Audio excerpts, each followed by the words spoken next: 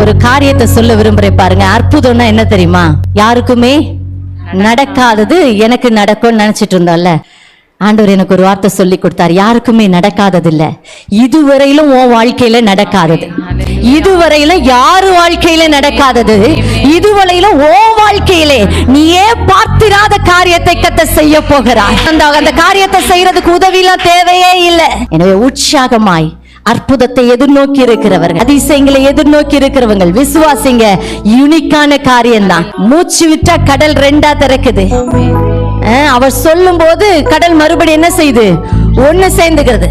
யோர்தான் அது மாதிரி திறந்திருக்கலாம்ல, இல்ல, அங்க ஆசாரியர்களுடைய காலை வைக்க சொல்ல யூனிக் காட் காடை அனுப்புறாரு, கீழ்காற்றை அனுப்பி மன்னா டெய்லி பொழியுது. இப்படிதான் அற்புதத்தை இன்னொரு விதமாய் புதிதாய் செய்ய போகிறார். யார் வாழ்க்கையில தெரியுமா? உங்க வாழ்க்கையில, உங்க வாழ்க்கையில செய்ய போகிறார்.